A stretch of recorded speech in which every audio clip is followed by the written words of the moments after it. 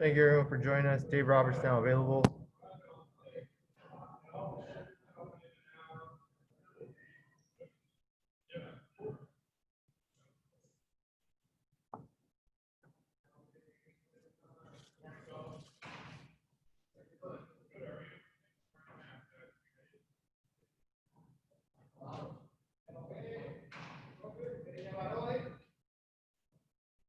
First question's from Alana Rizzo. Go ahead, Alana.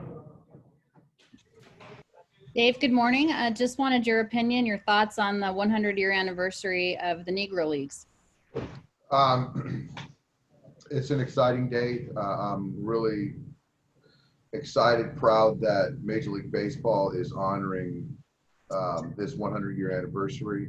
The more people have learned, been educated about the Negro Leagues, and really the direct impact that it's had on Major League Baseball. Lights, whether it's playing at night, having women come to games, and obviously, it's talked about the players that from the Negro Leagues that impacted Major League Baseball. There's a lot, and there's many more other things, but I think that for Major League Baseball, we're continuing to try to get people of color in this game, back in this game, to make this game as special and diverse as we possibly can. This is a step in the right direction. Speaking of special, Mookie Betts is quite a special player, and we've talked about that at length. I mean, this is a guy that has 6 home runs and 12 RBI in 9 games since returning to the lineup. Is he just a guy that doesn't seem to have a pulse other than just an even keel one? I think that it's very even keeled, and I think that he just plays the game to win. And when you layer that with a very special skill set, with the attention to detail, the preparation, which is consistent, you're going to be consistent, put up good numbers. And even when he wasn't playing well offensively or putting up those numbers, he was still impacting games. And, that's the difference between good players and great players.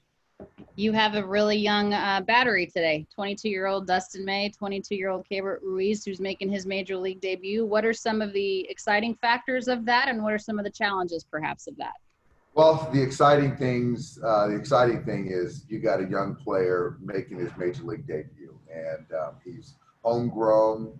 I'm so excited for his wife, his baby, and his family back in Venezuela. And so great for the Dodgers.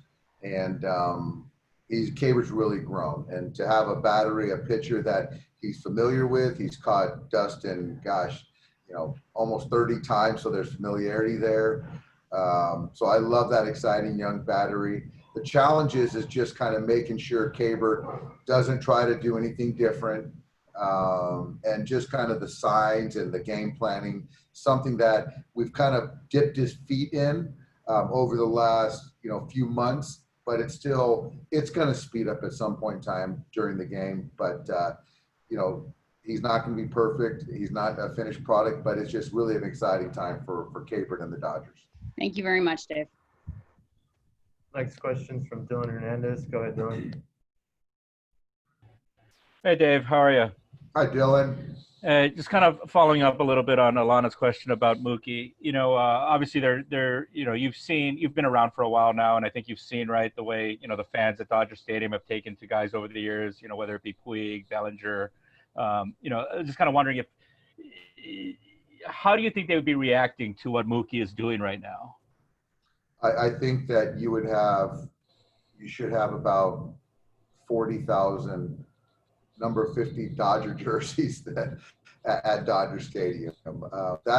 I will say that because they don't get to see him in person every day, you just can't appreciate what he does, running out to his position, on the bench, watching the game, talking to his teammates, making plays in person, the jumps on the baseball in the outfield, and the ground that he really covers out there. And obviously, how his teammates react to him when he gets a base hit or a homer, or how he reacts to the success of his teammates. And you're also seeing a little bit of what he's doing in the community, immersing himself, in Compton, which is today, and telling people now this is his home, and he wants to do right by the people in Los Angeles and greater Los Angeles. But I think that for me is one thing that I'm really bummed about, that we don't have fans. One of the reasons that we don't have fans, that they just can't appreciate him on a daily basis in person. You know, Dave, when we talk to, you know, you and to your players about Mookie, the common theme is just kind of his consistency, just kind of the way he kind of gets after it every day. Yet at the same time, he seems to, right, he's a dynamic player, right? He's, right, the way the ball comes off his bat, the way he runs, the way, right, even I think he throws better than I think a lot of us knew. You know, kind of like, right, and those players tend to be more popular, right? The kind of the dynamic ones, you know, I think before you could go to point at guys like Matt Kemp, to guys like Puig. Could you remember the last time, you know, I think Mike Trout is probably a good example of this, of kind of blending the consistency with that kind of dynamism. And I'm just kind of wondering, in your experience of guys that you got to see up close, who was like the last guy maybe that was able to combine those two traits? You know what, Dylan? I had a good conversation with Trout yesterday, and my biggest takeaway is first of all, to your question, I can't remember anyone like that or like Trout, and I say that because there's very few superstar players that are willing and eager to get coached. You know, when you're a certain talent and performed at a certain level, there's always that kind of natural innateness of, I've figured it out. I don't want to tell me anyone I don't need to be coached. And really, those two players have said it many times over, if they're not being coached, then something's wrong. And that's really, for me as a coach myself, that's really encouraging to see two of the best players in the game that are verbalizing that they need to be coached. And that's really a really good thing. Well, you mentioned that you spoke to Trout yesterday. Did Mookie come up at all in that conversation? We were just talking about, you know, what a good player and what a nice addition he was to our ball club. Thank you, Dave. Yep. Next question from Dave Assay. Go ahead, Dave. I'll stay on the topic of Mookie, Dave. And over the course of the years, there's been a lot of African-American players that kids can look up to who have been really good in this game. Do you feel like Mookie being here in Los Angeles and being the type of player he is can galvanize young kids now to have somebody to look up to in those inner cities here in Los Angeles and maybe across the country? Yeah, I absolutely do. And starting with Los Angeles, I just think that, you know, for ownership to come to an agreement with Mookie and have a player of color, obviously his skill set, his talent speaks for itself, but when you're a young kid of color and you're watching the Dodgers and you love the Dodgers, but you don't see anybody that looks like you, it's hard to identify as much. And so now for an organization that broke the color barrier to have a player of color, you know, on our ball club, you know, a black player and not a player from Latin America, which is still fantastic, they can identify more. And I think that, like you said, it does galvanize more, connects more the fan, the black kid in the inner city to the Dodgers, to Mookie. And I think there's only upside to that.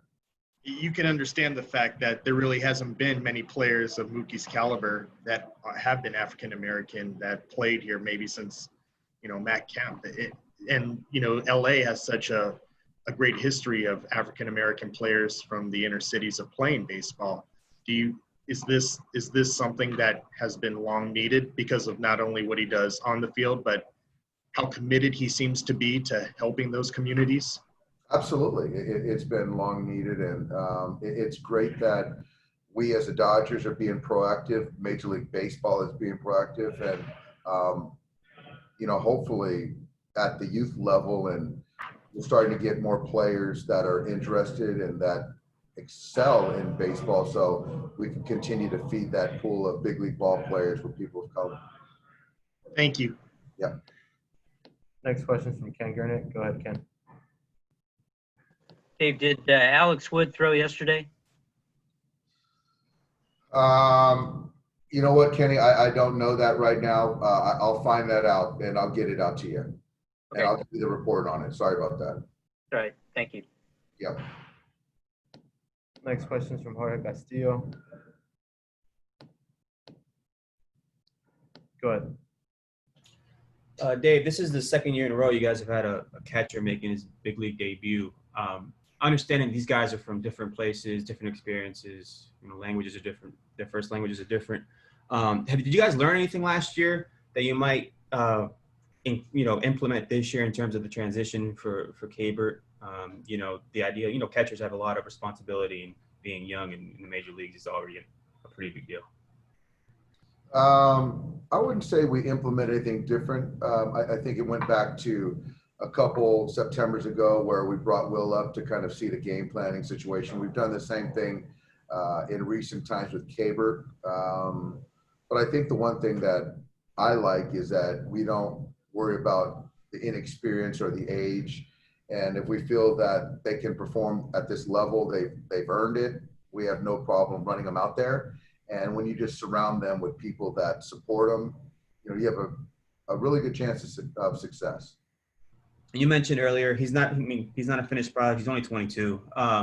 When you say he's not a finished product, where can he sort of improve, or where is it that his potential still is not fulfilled?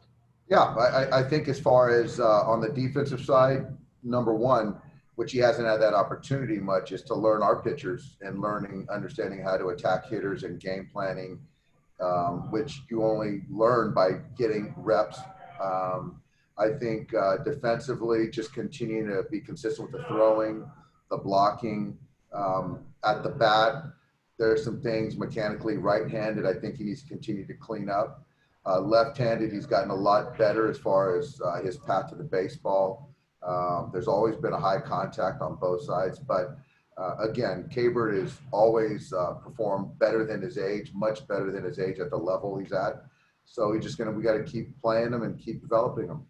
And one last one. Was he basically catching games every day at USC? What was that like for him? Yep. He was catching games every day, catching pens. He's been, fantastic. Thank you. Next question is from JP. Go ahead, JP. Hey, Dave. We've got Dustin May going for the 5th time. He's going to be your first starter making 5 starts this year. You're basically turning the rotation over. And I'm wondering at this point, given how far out from summer camp we are, if we're basically seeing guys as stretched out as you want them to be, and if we're going to be seeing you use the bullpen the way that we can expect to see it being used going forward here to the end of the season. Well, I'll tell you this. I think that the industry is still in a place where you're in the first month of the season, where most of the injuries, and you're seeing it across baseball, it's happening. So I do believe that we've done a very good job of building our starters up, but you still want to be mindful. And I think we've done a very good job of also giving them an extra day's rest to kind of guard against potential injury. So I still think that, I know for us, we're going to still manage them responsibly, in our opinion, to not kind of redline them, to continue to use the bullpen with matchups and keep those guys fresh as well. But I think the number one part, though, is you've got them all built up to the 6-90 threshold, which is a good floor. Gotcha. And does the fact that you just are going to have a couple extra arms down there in that bullpen make you a little bit more aggressive than you would be in a 162 game season? That's just how it's going to be from here on out. Yeah, absolutely. And I think that you're even seeing with our guys in the pen, the exercise we're trying to do is get guys to go up and down. And that's something that with relievers, that is a box you got to check. And when you can do that and do it successfully, you've got more versatility. And so with all of our guys, I think we've done it with most of our guys. And so for them to have that ability has been huge. Cool. Thanks, Dave. One thing I want to address Kenny's question is Alex played catch yesterday, and he's going to throw bullpen today. And then I got time for one more. Go ahead, Ron. Hey, Dave, you guys pretty clearly identified something in Jake McGee's four-seamer, and the fact that he can rely almost kind of entirely on that pitch. What is it about his four-seamer that has stood out to you and that is obviously doing a lot of good work right now? Yeah, I mean, that's a credit to baseball operations, the pitching coaches, and obviously Jake executing. So it's just more of there's a perceived rise to his fastball that is deceptive to hitters when it gets in the hitting zone. So for him to be able to work both sides of the play, throw a low dart, but then get it up at the belt for swing and miss, and he's pitched in big spots his entire career. So he's a huge acquisition for us. Thank you. Thank you, Dave. Thanks everybody. Guys.